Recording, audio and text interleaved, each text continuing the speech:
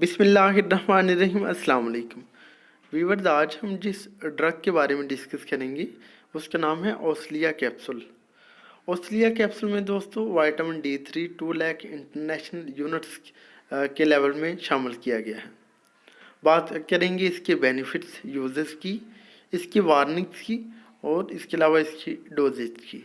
तो आपसे रिक्वेस्ट है कि आपने वीडियो को लास्ट तक देखना है। चलें जी, शुरू कर लेते हैं। दोस्तों ओस्लिया कैप्सूल जो है, इसके यूजेस की बात कर लेते हैं। तो इसको इस्तेमाल किया जाता है बोन्स को हेल्थी रखने के लिए इसको यूज़ करते हैं। इम्यूनिटी को बढ़ाने के लिए भी इसको यूज़ किया जाता है।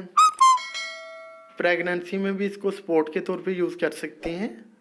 आपके ब्लड में जो इंसुलिन को लेवल है उसको भी ये बैलेंस रखने में मदद देता है। कोऑर्डिनेशन को इम्प्रूव करता है, आपके दिल को सेहतमंद रखता है और आपके दांतों को भी सेहतमंद रखता है।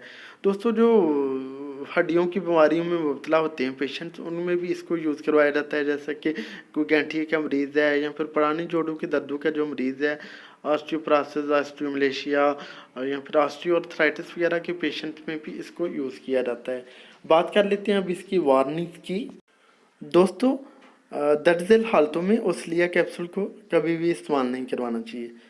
अगर तो किसी को विटामिन D3 से हाइपर सेंसिटिविटी का इशू हो या एलर्जिक रिएक्शन हो तो वो इसको यूज़ ना करें। अगर किसी के ब्लड में पहले ही ऑलरेडी कैल्शियम का लेवल बहुत ज़्यादा हो वो भी इसको यूज़ ना करें। अगर किसी के यूरिन में जो है वो पहले ही कैल्शियम का लेवल ज़्यादा हो तो वो भी इसको यूज़ ना करें।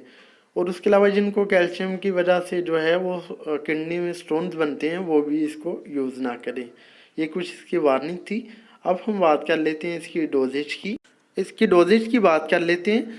तो वैसे तो इसकी जो डोजेज है वो पेशेंट की एज, वेट एंड कंडीशन के हिसाब से रिकमेंड की जाती है।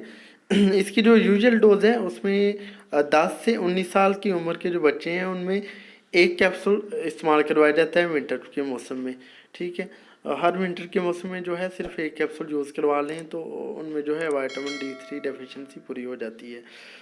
अगर आप बुज़ुर्गों की बात करें एडल्ट में, तो उसमें जो है एक कैप्सूल हर 3 महीने बाद इस्तेमाल करवा लेना चाहिए।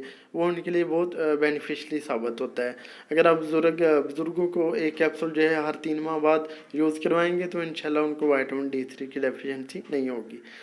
प्रेगनेंसी की बात कर लें तो प्रेगनेंसी में जो है वो 1 माह का कोर्स करवाया जाता है इस कैप्सूल का और वीकली वंस कैप्सूल यूज़ किया जाता है। यानी 1 महीने में जो है वो 4 कैप्सूल यूज़ करवाने होते हैं। बेहतर जो है वो 6 या फिर 7th मंथ में है यूज़ करवाने चाहिए। जो प्रेगनेंसी का 6th और 7th मंथ है उसमें अगर आप इसको यूज़ करवाएंगे 1 महीने के लिए वीकली तो वो ज़्यादा बेनिफिशली साबित होगा। ये था जी एक छोटा सा ट्यूटोरियल ओस्लिया कैप्सूल का। उम्मीद है आपको हमारी वीडियो पसंद आई होगी। अगर हमारी वीडियो पसंद आई तो प्लीज़ इस लाइक और शेयर कीजिएगा। हमारे चैनल नईम हेल्थ केयर को सब्सक्राइब कर दें और साथ वाले बेल आइकन को दबाना ना भूलें। अब जा दीजिए अपने दोस्त नईम को, मिलते हैं नेक्स्ट वीडियो में। अपना ख्याल रखिएगा। ओके जी, अल्लाह हाफिज़।